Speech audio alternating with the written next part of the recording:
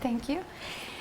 First of all, after all these wonderful talks, I'm really excited and I feel very special to be here today.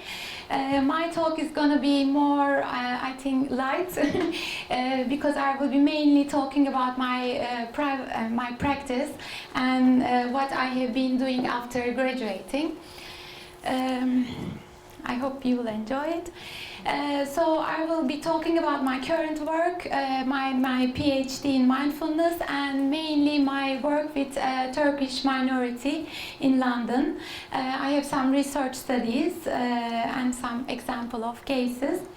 So as I said, I just wanted to start with a nice thing like what do you see here, for example, and most of us would see a nice block of marble, but some among us would see beyond the stone the potential and possibilities hidden within it.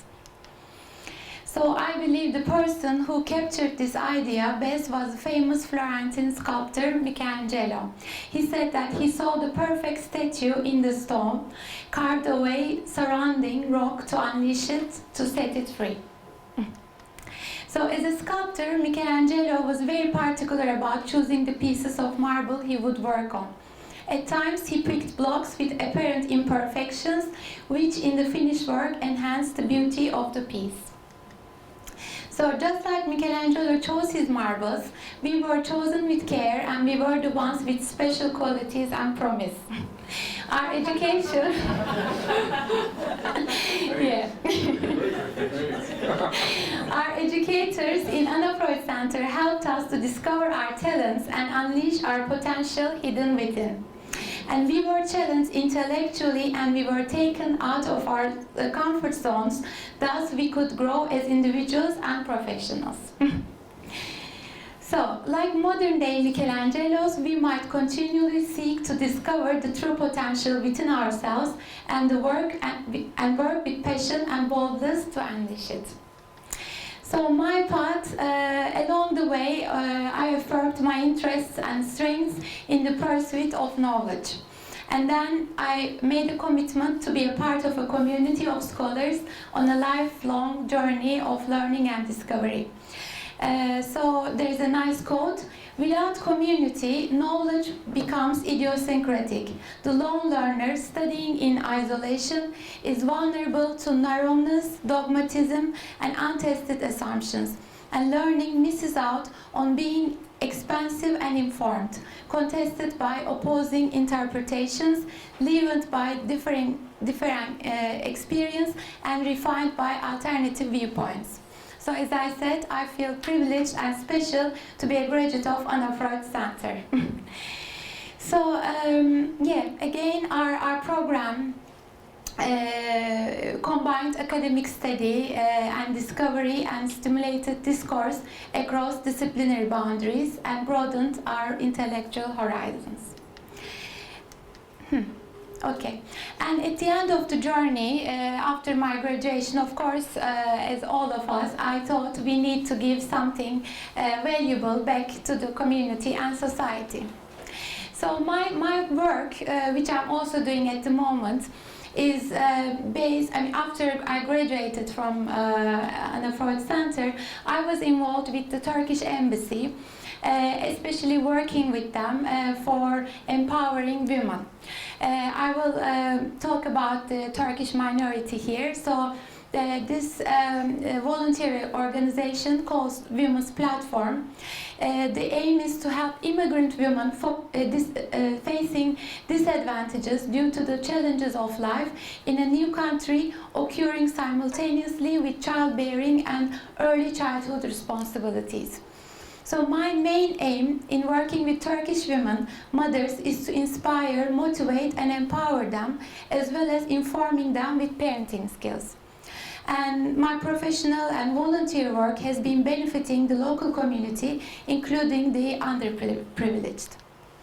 So by the Turkish embassy, I'm giving, and as a group, we are giving seminars, workshops, conferences for various institutes.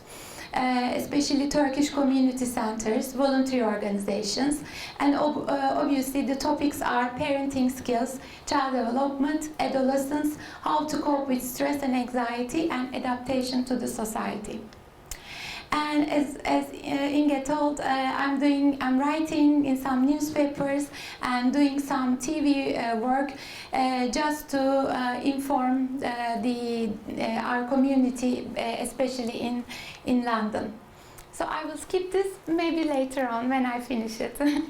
Okay.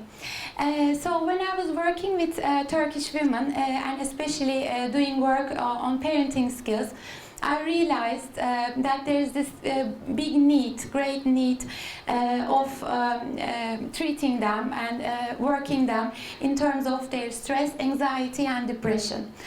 Because not only the parenting skills were involved, I could observe, and as many others, migration and acculturation topics were very much involved. So I thought not just working about parenting skills, but also treatment of depression and anxiety, they should be also involved. So I kind of found myself working in mindfulness, and I have been practicing myself. So that's why at the moment I'm doing my research in mindfulness. So I was into mindfulness-based cognitive therapy and stress reduction, and I'm about to finish it. So what is going to be probably interesting for you to maybe hear is that this minority I'm working with, there is a big minority population, significant proportion of the capital's minority is like London's Turkish, Kurdish, and Turkish Cypriot communities. And they are basically mainly living in areas of Hackney, Haringey, Islington, Enfield, so they are mainly in these areas. And the report from 2001 shows us that unfortunately these people, they are far more likely to have no recognized qualifications. And unemployment was more than twice as high for Turkish and Kurdish people than the London average. And the most common employment and business activities are retail, catering areas, supermarkets, minicab offices. And again, the research shows us, the Kurdish Housing Association, that 1 in 8 households had a member who was experiencing mental health problems. So the difficulties I faced, and I'm still obviously facing, is that first of all, this community is quite a lonely community. Like there is, you can see isolation. There are strict gender roles. Language is a big barrier, especially for the first generation who migrated to London. They don't know English and they are not very enthusiastic about learning it. So religion is another difficulty. Cultural values, childbearing values, they are obviously very important and is a barrier. And unfortunately, again, education is not given enough importance. So while I was working with a colleague of mine from Istanbul, we did a research, we did 2 research actually. One, a comparative study on parenting stress levels of Turkish mothers living in UK and English mothers living in Turkey. So we found out that the parental stress scores of the English mothers were found to be significantly lower than the Turkish mothers. So that's one study. And the second one, again, we did another one, the comparison of the parental attitudes with attachment styles, life satisfaction, hopelessness level of Turkish mothers living in London, Berlin, Abu Dhabi, and Istanbul. And it's seen that the immigrant mothers have the same problems with the mothers living in Turkey. So these are 2, just briefly, yeah. And now is another... how am I in terms of time? 5 minutes, okay. Very briefly, the other topic that we are dealing with this minority, with Turkish minority, is unfortunately suicides. So just very briefly want to maybe just mention this study, this case study. So I had a client who was 40 years old, married with 2 kids, unemployed, seeking help to take care of her 19 years old brother and 20-year-old sister, as the parents were not alive and they were living in the UK for 35 years. So she was attending the sessions to learn about parenting skills to help her children and her brother and sister. So I also realized that she needed some empowerment sessions because she was also mildly depressed. So after 2 months and during the sessions, she mentioned that her brother was actually in a depression treatment by NHS for 2 years. And she also told me that he was not going to a college and was unemployed. And he was also taking drugs. At the end of 2 months of therapy sessions, client A called me in a shocked manner informing about her brother's suicide. The suicide had taken place in a very dramatic way, him hanging himself in front of his girlfriend in a park at night. After this incident, the family decided to go back to Turkey for a couple of months, and I was informed that they would have a professional help back in Turkey. So suicide is another important problem that we are facing, unfortunately, because there are so many research done about this. So last 30 years, more than 40 people committed suicide. And they are all being the second generation, meaning the young generation, all being men and around the ages of 20 to 30.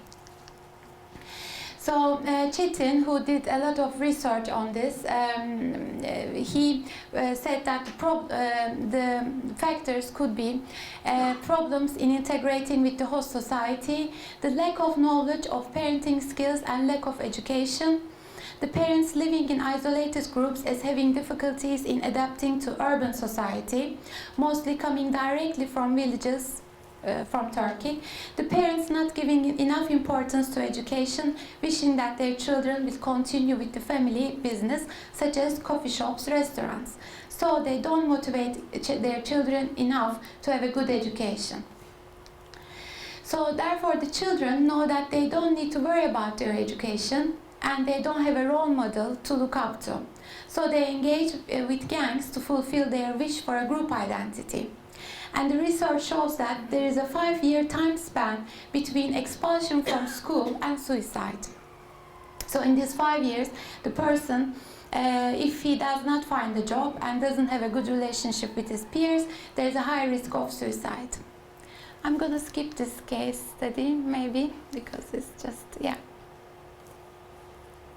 Yeah, and for me, what I'm trying to do for the future thing is that I'm mentoring some Turkish-speaking psychology students and psychologists, and I have this as a big mission. So because the Turkish people who don't try to learn the language, they always prefer to talk in their native language. So these Turkish-speaking psychology students are becoming good role models for the young generation. That's it. Thank you.